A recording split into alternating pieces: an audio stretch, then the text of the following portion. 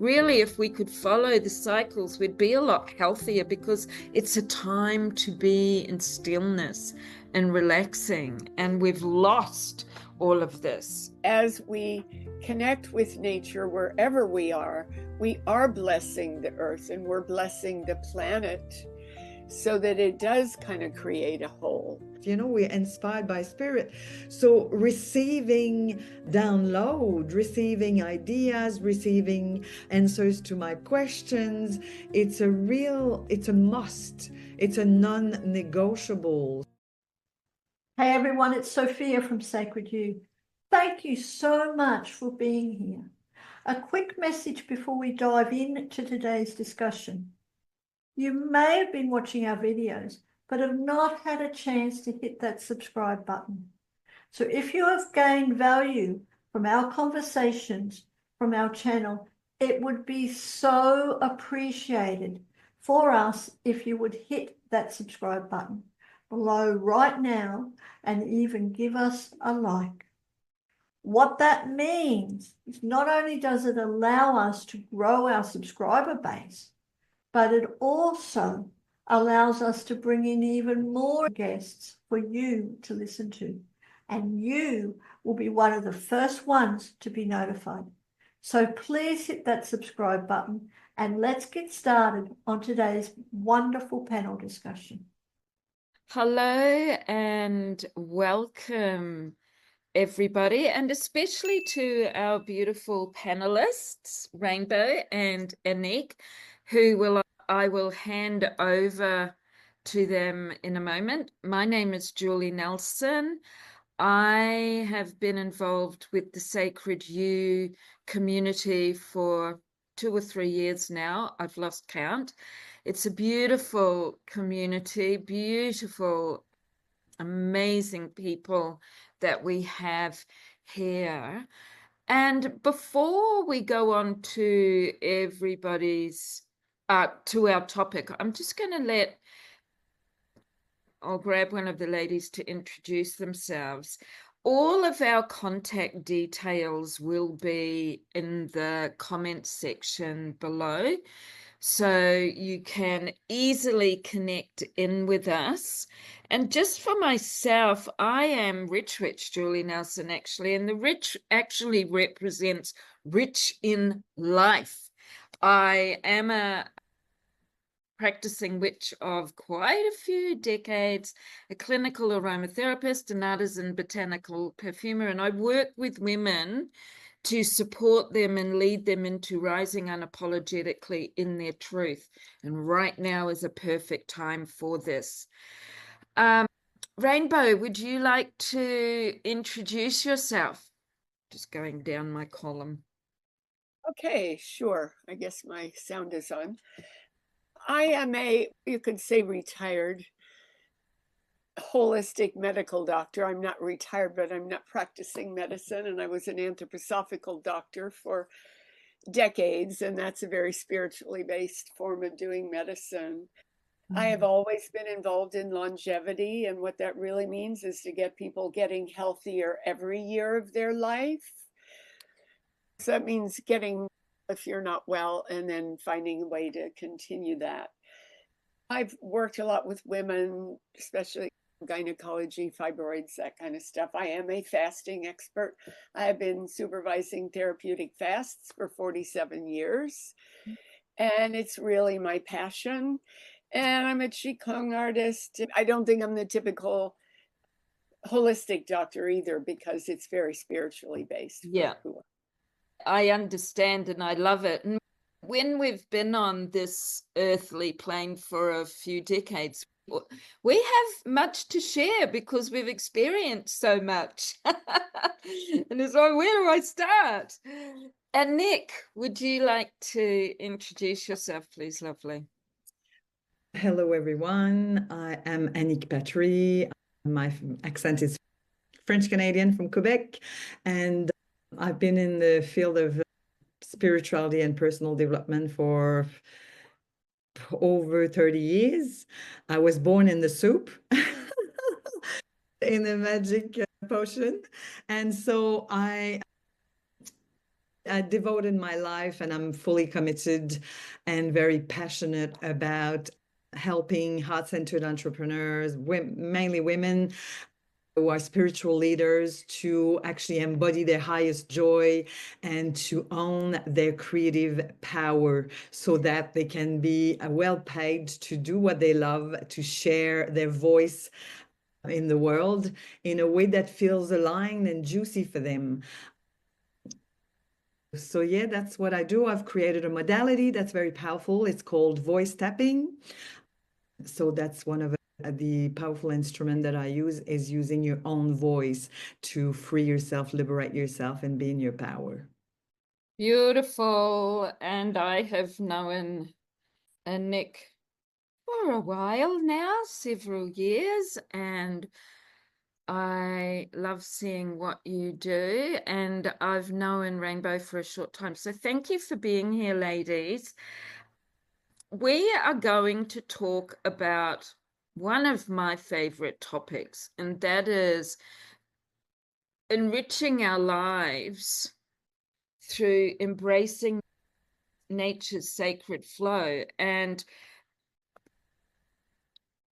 specifically talking about the Wheel of the Year. Now, we've got people from both Southern Hemisphere and Northern Hemisphere here, which is interesting because our seasons are the opposite.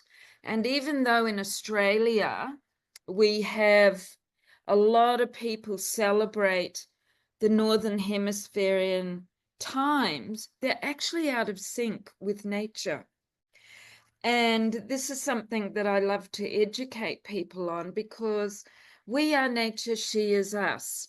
And when we are aligned to her seasonal flow, we find it easier to work with our own selves, with food. Eating seasonally with food is much better for our bodies. So on all levels, energetically, spiritually, psychologically, emotionally, magically, it's far better for us to work with the seasons for our hemisphere and perhaps for our climate.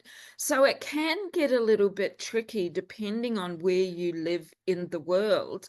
And I also have practicing pagans in my community who have moved to Australia, who still like to celebrate the Northern Hemispherian cycles. So it's up to you. I feel, for me, I'm not Australian, however, I'm not from that far away, just across the ocean. But I like to align with Australia's seasons because that's what I am living in, the climate and the food that grows and the weather patterns. And I find that for me, I flow better when I'm attuned to Mother Nature.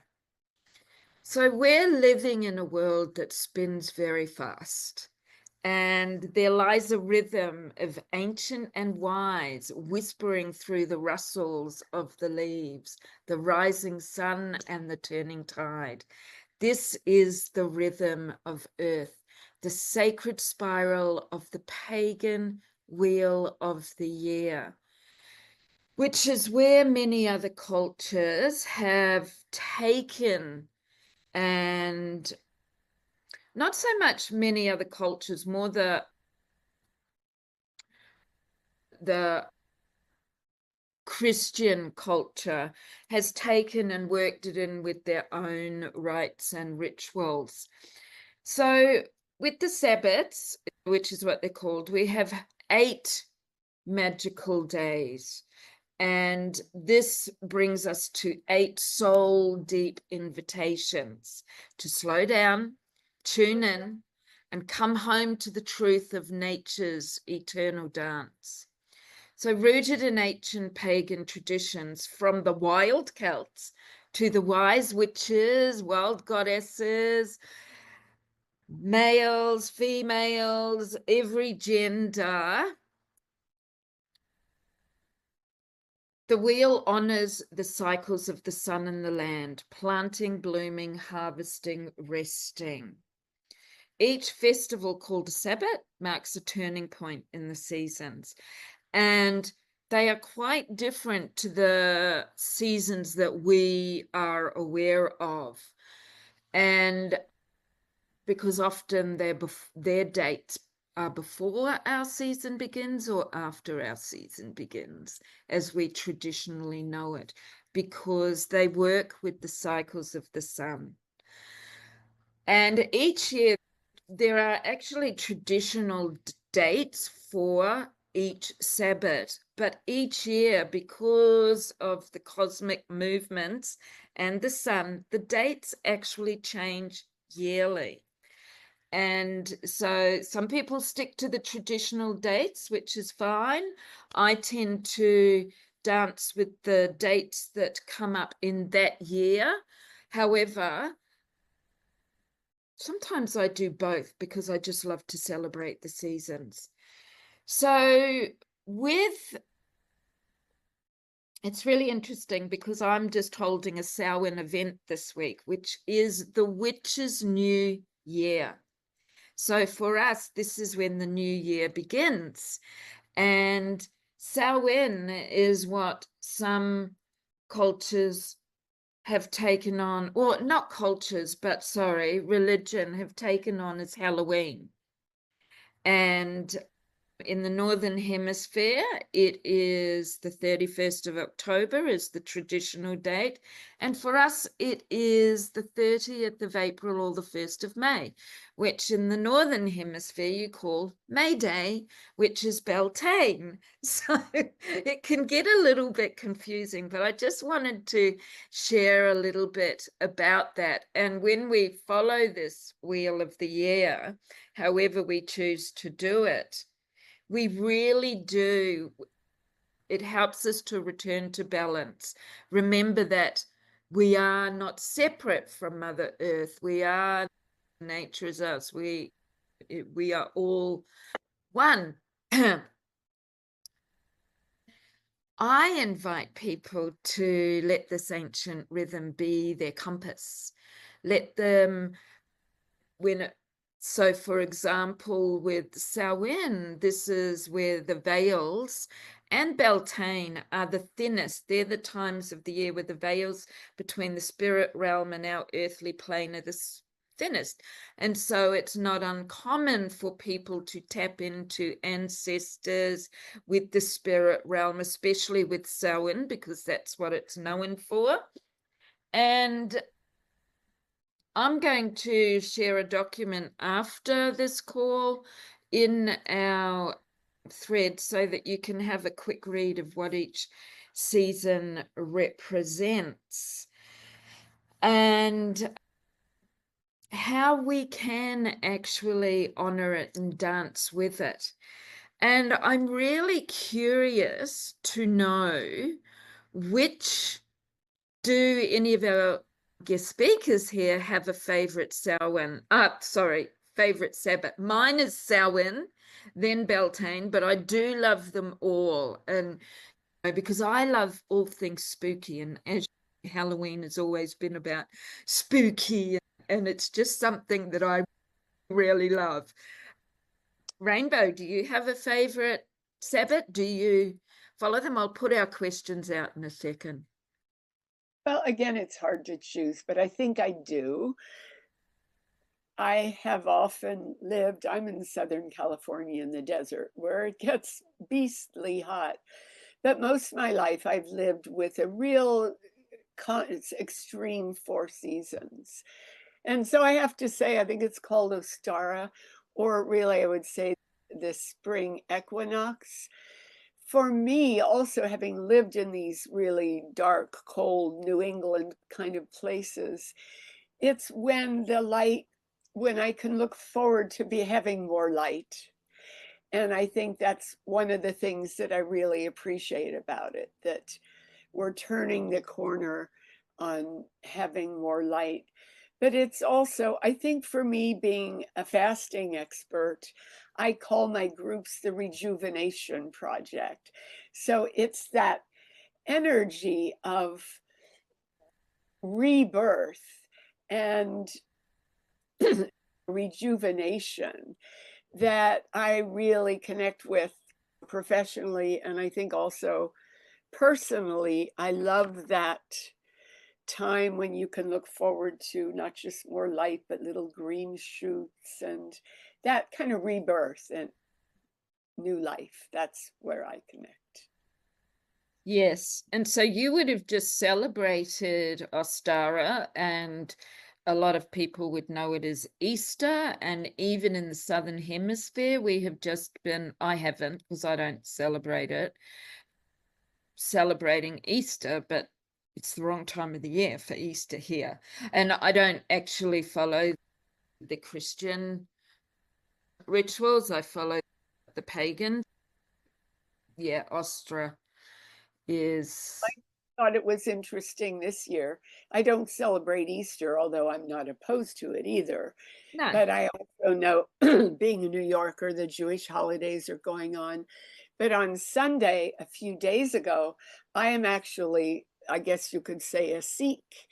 And the biggest celebration in the year for the Sikhs is like April 13th or 14th. Again, it's like their new year. And I thought it was so interesting that everything all kind of happened at the same time on Sunday. It is. And one of the things that I find fascinating is before all of these different cultures around the world knew that other cultures existed, they still had specific rituals and that aligned with the seasons. And when we bring them all together now, you can say, how they didn't even know each other existed. They thought their place was their world and that was it. I find it really fascinating, and to me it shows me more and more how connected we really are.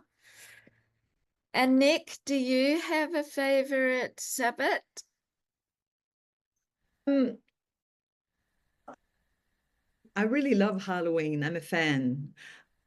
I'm a fan of Halloween. The reasons are I grew up in Quebec, Canada, and Halloween was extremely popular when I was a child. And my mother is an incredible artist, and she made all our costumes.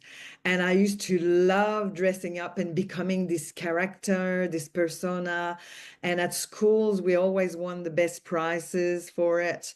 So there's a bit of a history behind the whole thing, but it became this big celebration. And it was so abundant because back in the days, in the 70s, we used to walk the streets for quite a few hours and collect delicious chocolates and lollies, and they were very generous back then. Yes. And we went with a pillowcase, and I'd come back home with a pillowcase full, like full. Really, if you wanted to embody abundance back then, we were middle class. I grew up middle class. My father was a bus driver. My mother was a primary school teacher. It was very middle class. But in the 70s, middle class we were wealthy as. If you look back, it was incredible.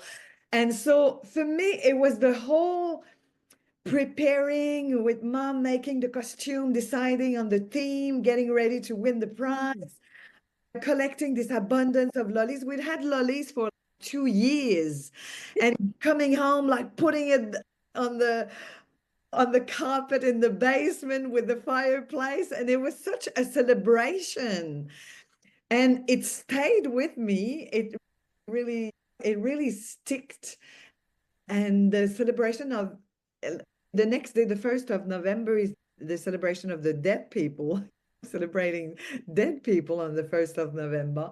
And I was born on the 8th of November. So it's a series of ceremonies and celebrations. And I just love it. Even if I've been in Australia for 24 years now.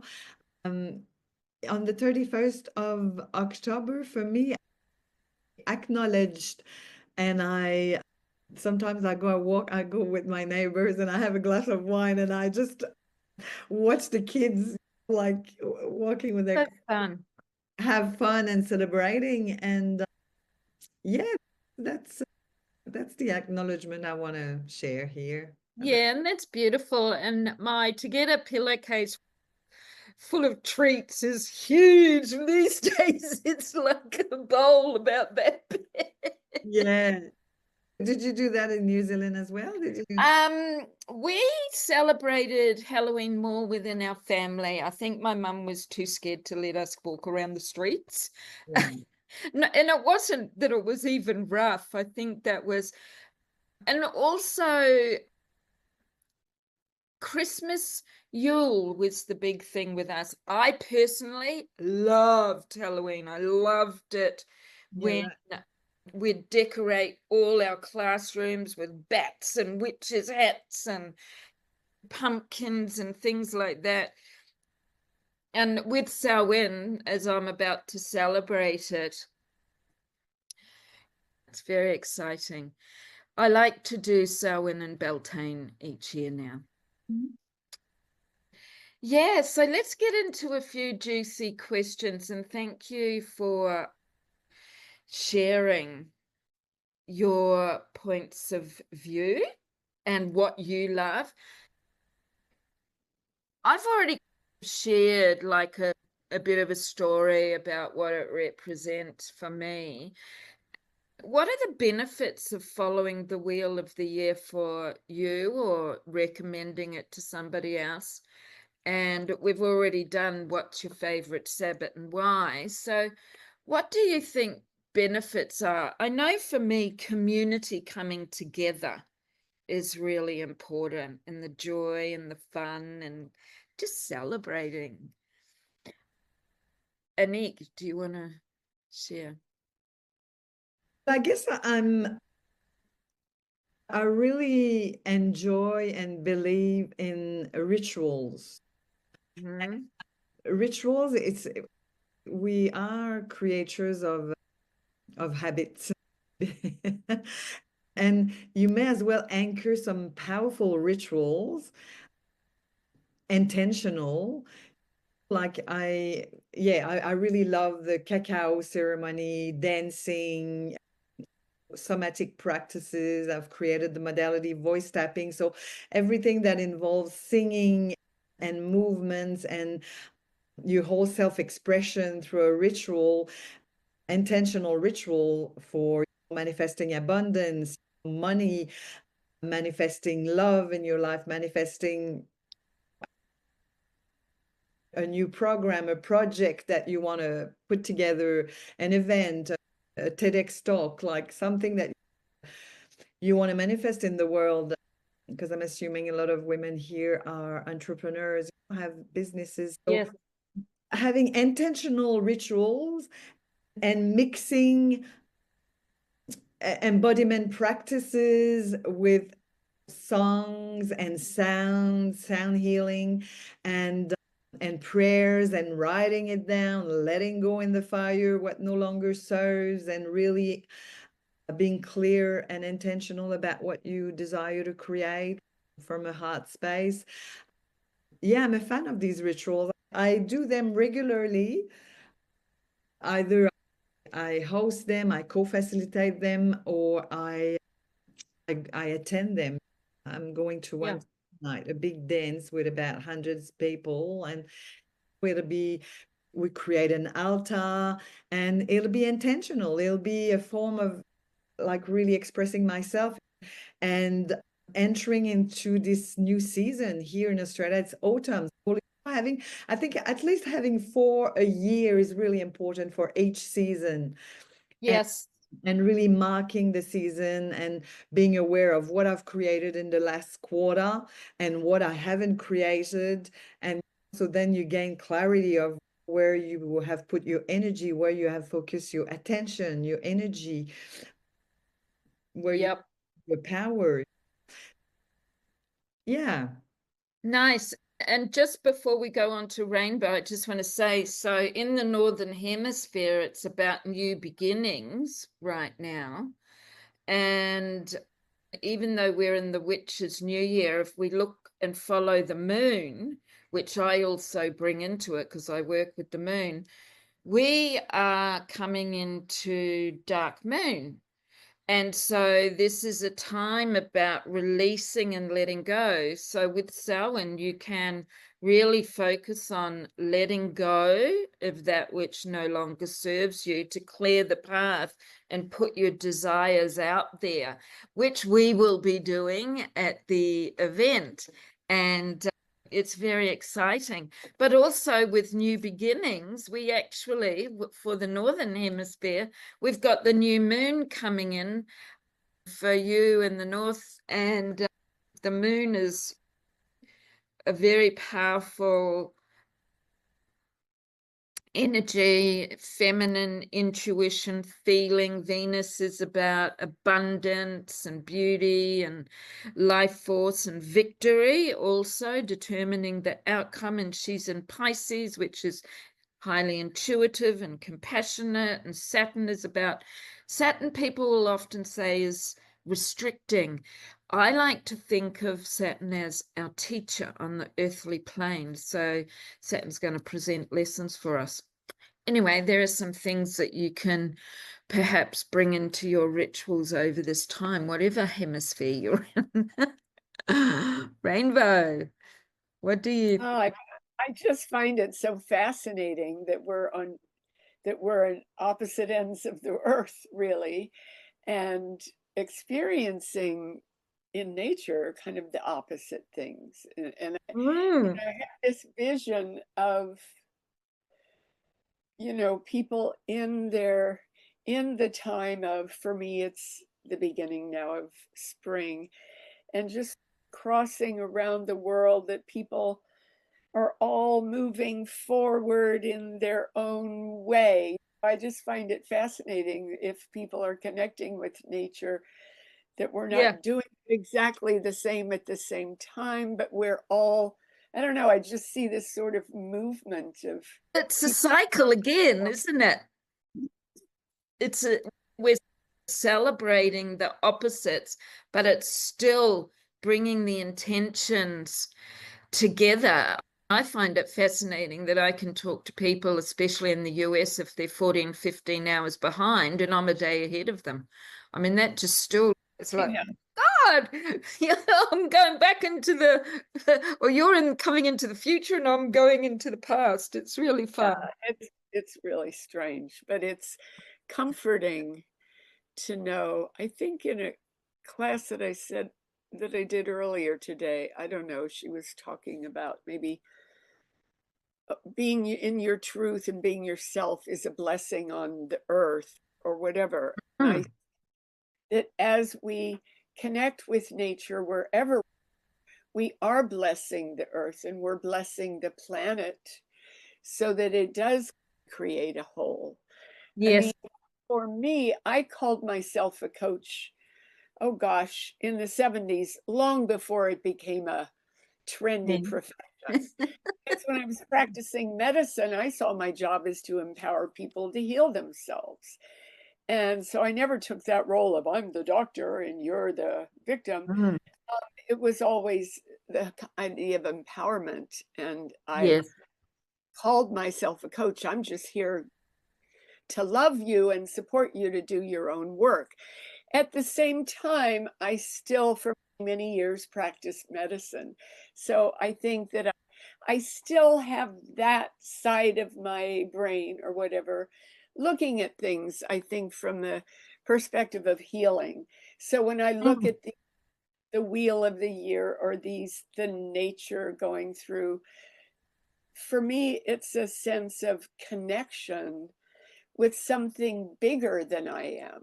So when we're connecting with nature, we're one with something that goes beyond. And I believe doing that is very healing. So when we connect with that, the natural cycles, and I believe it to be healing.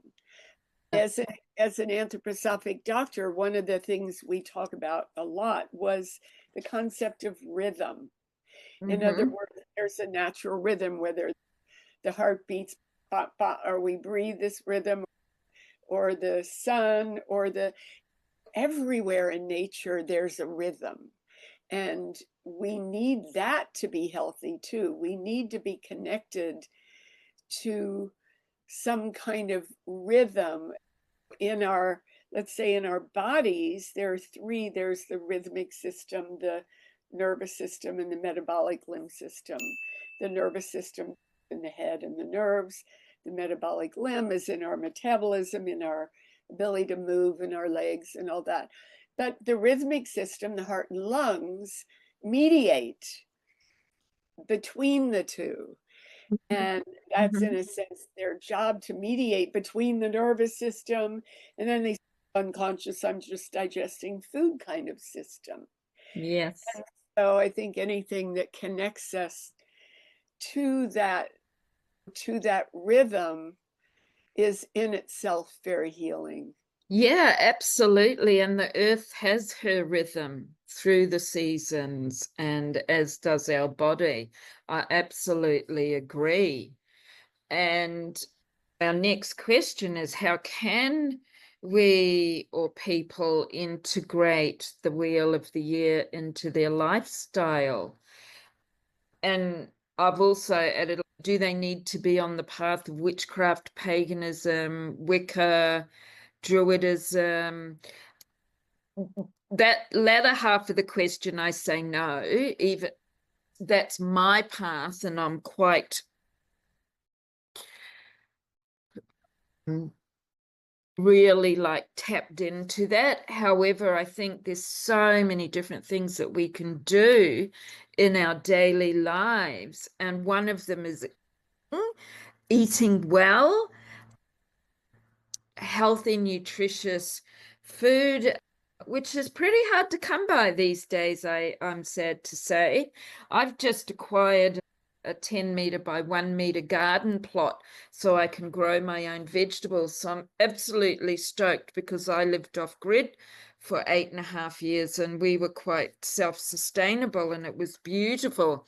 So I'm really excited about that. And what that does is put me into the rhythm of eating seasonally, because I can only grow foods that are suitable for each season, which again, it's better for our digestive system.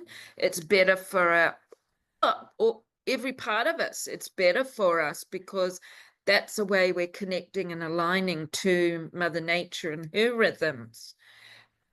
There's so many things. I could go on for hours about this, but Rainbow, do you have any tips or suggestions on how people can integrate the wheel of the year, the rhythms of Mother Nature, into their life?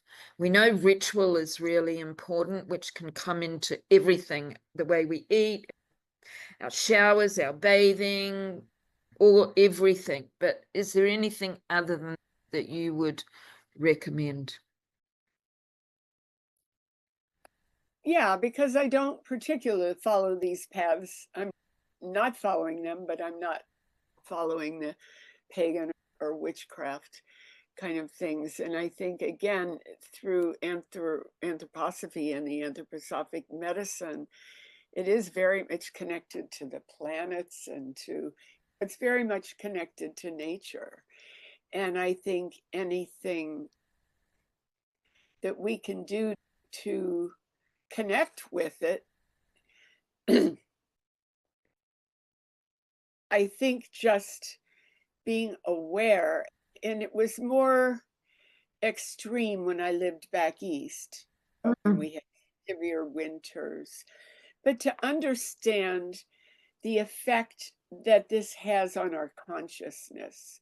So for, let's say, an extreme example, when it's cold or in the winter time, our whole being tends to turn inward.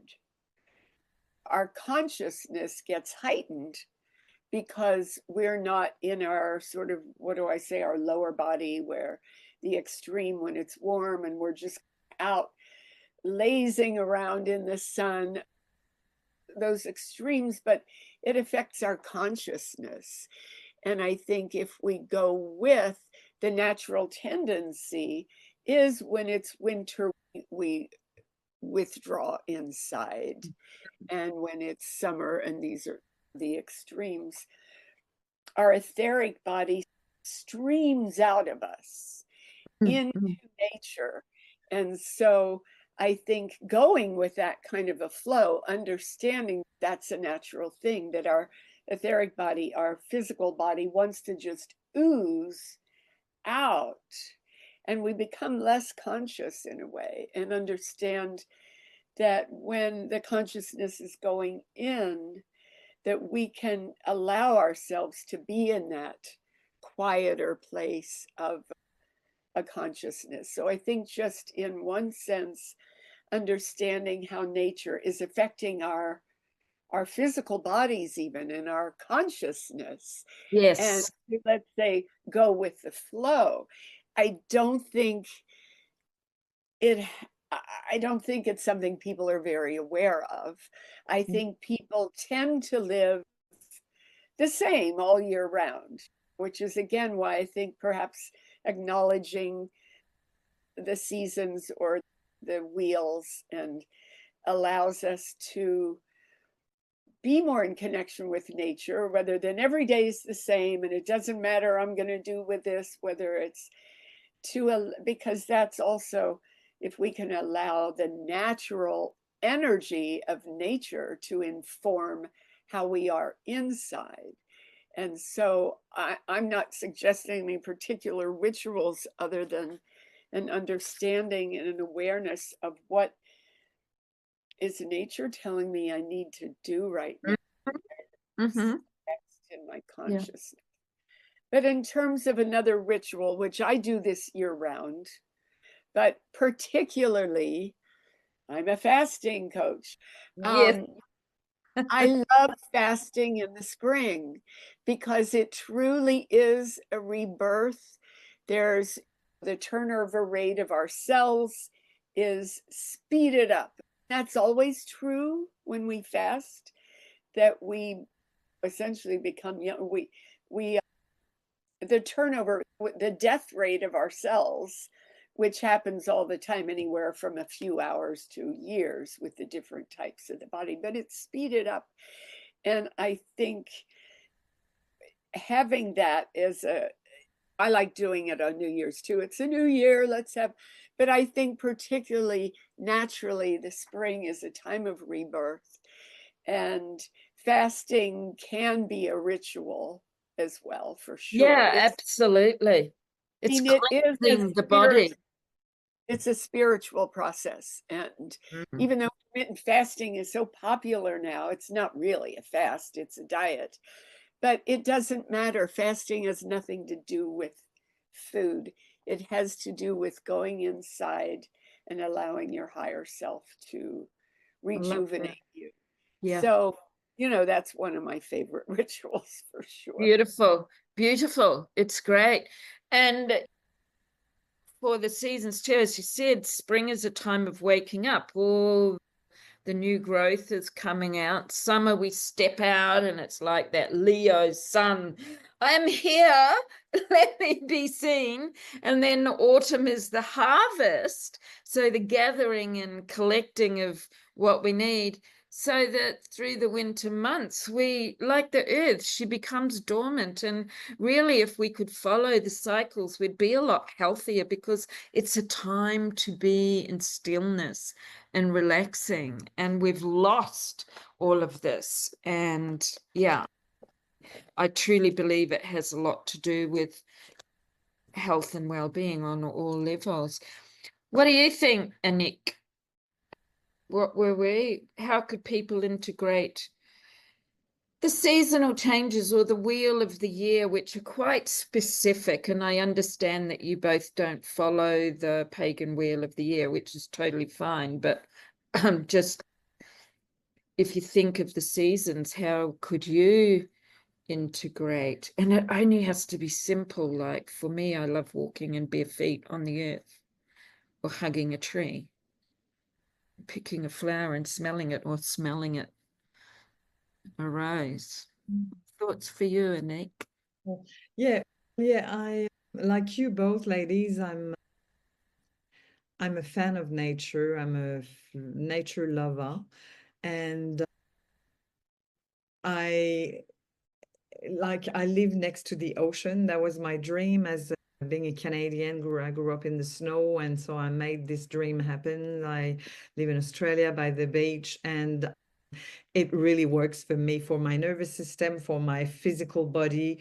I just had a swim this morning. Every day I go in the ocean, and that's a cleansing and clearing and purifying. And it's as soon as I'm in the water, it's like when you're in the womb, in your mother's womb for 9 months, that's where we're coming from. We're coming from the water. And for me, it's the most natural, rejuvenating. If I have any worries or anything like that. So whatever works for the individual, I guess it's to know yourself and know what works. But when I was living in Canada, walking in the wood, even in wintertime, walking in the bush, cross-country skiing by myself, going in the forest and going shoo, shoo, shoo. Like it's a meditation. And then when it's autumn, walking in the leaves and hearing the leaves cracks and the beautiful orange and red and yellow leaves, and really allowing my senses to absorb all the energy of Mother Nature, but doing it like, again, it's like a ritual if you're present and if you allow your all senses, your eyes, your smell, your sense of hearing the birds, hearing the leaves cracking. When I'm in the water, I splash and I'm like, wow. If I can, I go naked. I love a skinny dip. Yeah, absolutely. You know what I mean? If you resonate with my energy, like I'm a wild woman, I'm a free spirit. And doing that for me, like regularly, it really energizes me and it really calms my mind. And then it allows spirit, inspiration, the word inspiration coming from and spirit. We're inspired by spirit. So receiving download, receiving ideas, receiving answers to my questions, it's a must. It's a non-negotiable. It's really important to be connected with nature, to be connected with what makes you feel good, what really fill your cup. And it's primary self-care 101. That's what it is. Yeah, I agree. I loved watching you then. You were really quite passionate and I could feel it. And then I started going off in my astrology land thinking, I wonder what sign you are, and loving water. And I get that it's like from living in Canada as well. So I've only got one earth in my chart, and I've got lots of water and air with a bit of fire. And all I ever want to do, my dream is to live back in the bush in a cottage with my unicorns, which are 5 mini horses, hanging out around me and doing all my rituals. It's so funny. And I've got so much water in my chart that I can take it or leave it. I don't need to be around it. But I loved that. And totally, it's like trusting yourself and what is calling you to tap into, and being awake to it, being conscious, being present. Because that when you were talking about looking at the autumnal colors, the reds and the yellows, your eyes were wide because you're talking about seeing, and smelling as a perfumer is so important. I love the smell of the bush when the damp earth, and even with our taste, with eating, there's so many things that we already do on a daily life that are rituals, but many are very unconscious. They're not present with it. Like even having your morning shower, just feeling your skin, feeling the water, the warmth, or is it cold? And how does it make your body feel? How does it make your mind feel? Like simple things with every mouthful of food, like tasting it, not just rushing it down. Yeah, what you're describing, it's really in everything we do. Yes. Is to be present. Basically, it's to really be fully here in the now, to be able to receive the gift of the conversation we're having. For instance, there might be a message or something that I need to hear for my next step of expansion and where I'm going with my business. So it's really a quality of presence to be able to receive. The conditioning and the programming of humans is we hear, but then we're already thinking of what's next. And hence we miss out on the juiciness, the deliciousness of the here and now and what's available for us here and now, because everything we need is always here. But if we're not here, we can't receive the feeling of water or the chocolate cake, that multiple orgasms in the mouth, and Yes. the knowledge and the wisdom of Rainbow and Julie and Anick. And it's really about being present. Present. And for that, these rituals we're talking about, these embodiment practices we're talking about, this connection with nature we're talking about today is really important, because it's your self-care, and your Yes. self-care will help you to be more present. Yes, it's self-love. And it's also loving our environment and thinking of a ritual that we are consistently doing, and that is breathing. Our breath is our life force. Our breath with I love doing conscious breathing. And I don't all of the time.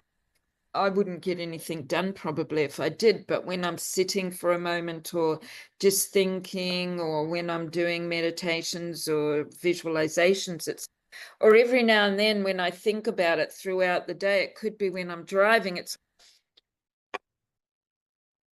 filling up my lungs because we don't breathe properly, and that in itself is so important. It oxygenates our blood, which helps us to be more motivated and energized. So yes, being present in the moment, it's a beautiful thing.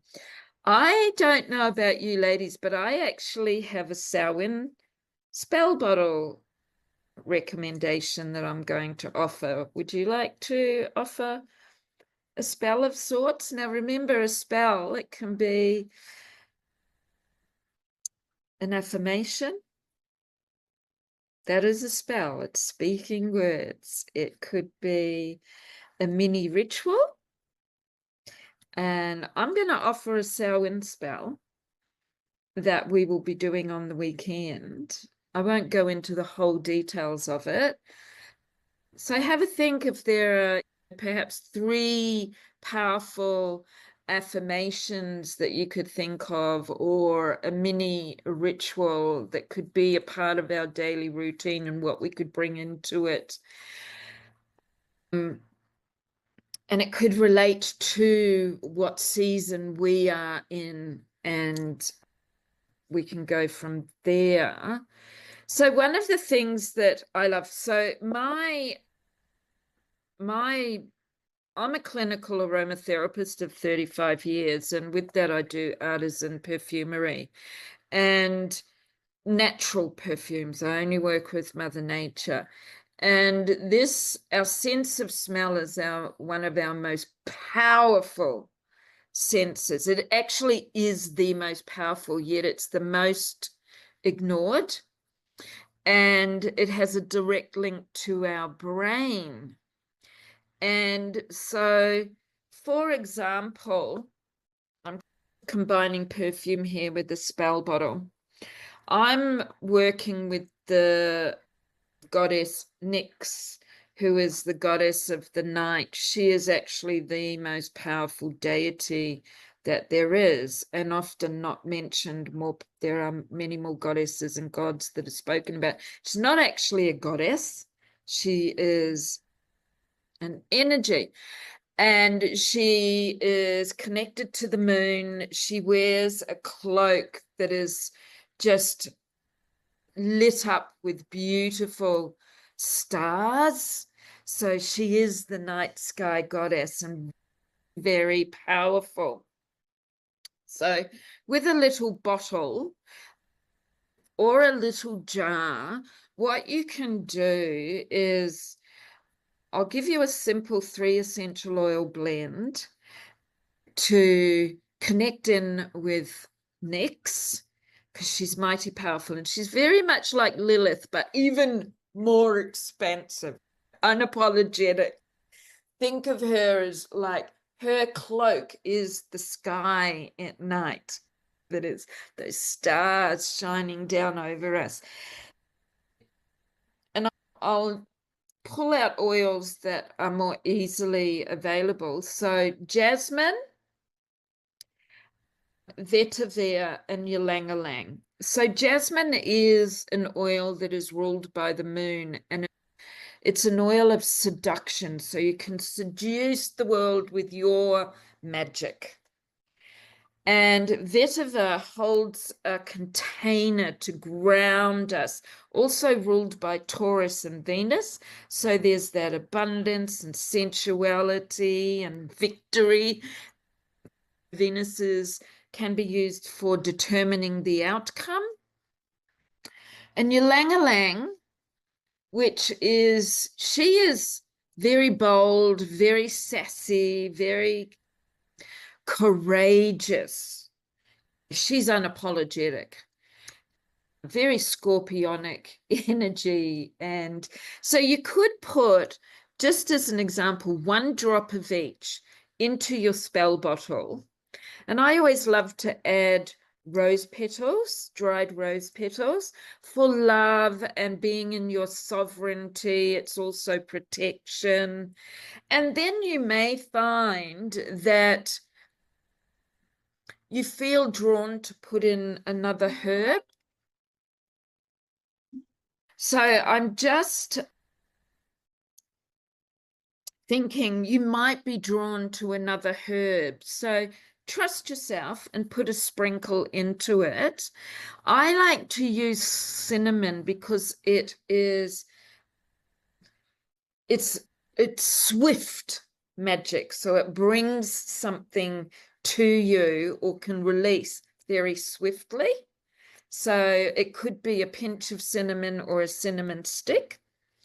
And then on a black piece of paper, I like to use card. You can write your intention on it in gold or silver, and either roll it into a scroll and tie it and put it into the bottle, or wrap it around the outside of the bottle and tie it, and then holding it with your heart to really align with it and be present with it, focusing on your intention. And I'm going to say, sit it on your altar. We all have altars, whether we call them that or not. And so it might be a coffee table, a mantelpiece beside your bed, and just leave it there for as long as you feel. Or if your wish, your spell has come to fruition, then you don't need it anymore. What you can do is take everything apart. You might burn the paper, throw the ashes into the garden, because the garden loves alkaline, and just tip the ingredients into the garden, because it's a beautiful way for the earth to move through it. And on a daily basis, just pick it up and acknowledge it. It's so simple and beautiful. And it's one of my favorite rituals, because I'm bringing in the scent. I'm writing out my intention, and I'm calling in gifts from Mother Nature, like a flower or a herb or whatever, or a spice, to work with me to manifest this spell or intention. And you can even put them in smaller bottles so that you can carry it with you. Now, some people like to pour wax over the top of their spell bottles to seal them, but because I like essential oils, I like to take off the lid and inhale the scent, which again, it anchors it in to my body, mind, and soul. And there are many, many things that we can add to that. Sorry, Nick, I just saw your post. Do you have time to share an affirmation or a mini ritual? I guess it's just a simple choice that we can make on a daily basis. That is a ritual in itself, is to look at yourself in the mirror and sing yourself, I love you, I love you, I love you. I love you, I love you, I love you. I love you, I love you, I love you. I love you, I love you, I love you, I love you. I love mirror work. It's very powerful. Thank you. Thank you for sharing that. Very simple. Very powerful. Yeah, it is. Mirror work is amazing. Amazing. Thank you. Yeah, thank you. Beautiful ritual. And easy to do when you jump out of the shower or when you're brushing your teeth or any time like that. After you've rinsed your mouth, probably is easier so you don't spit toothpaste everywhere. But what about you, Rainbow? I know that Anick has another meeting, so feel free to leave quietly if you need to, Anick. But I'd love to hear what Rainbow has to say. I could maybe be fast, but it occurred to me to use an affirmation. I do a standing meditation with Qigong called Yang Qi, where we basically connect between the cosmos, the heavens, sun, moon, planets, stars, all that, and the earth. And we stand in between and we bring up the energy into our body from our feet all the way up to our head, where we meet it with the energy streaming down from the cosmos and bring it through our body and down to our feet in a circle. So I was thinking that as we do that, we could do the affirmation like, I am one with all there is, and I allow my connection with the universe to inspire, energize, and heal me.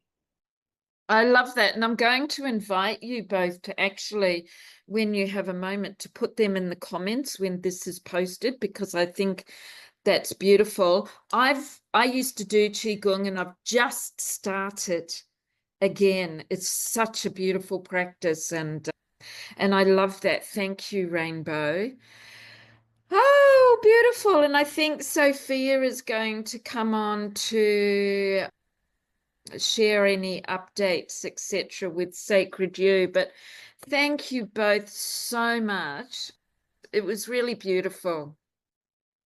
Really Thank you. beautiful. And thank you, Anick, and thank you, Rainbow, and thank you, Julie, for being part of this fabulous panel. It has been really beautiful. I've been sitting in the background listening, and I love your tips. And yes, Anick, just saying in the mirror that I love you is a wonderful and very powerful ritual. So It is.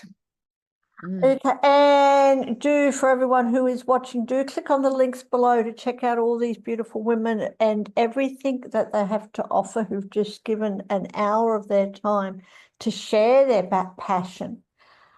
And while you're there, check out Sacred You. It's www.sacredyou, that's the letter U, .love. Visit our website, come and join us, and also for all our upcoming panels. We've got a whole heap of panels coming up. So do come and visit us and tune in again next time. Thank you ever so much again for joining us. It has been a real pleasure. Thank you, Rainbow. And we will see you again sometime very soon. Thank you. Thank you. Big loves. See you soon. Thank you.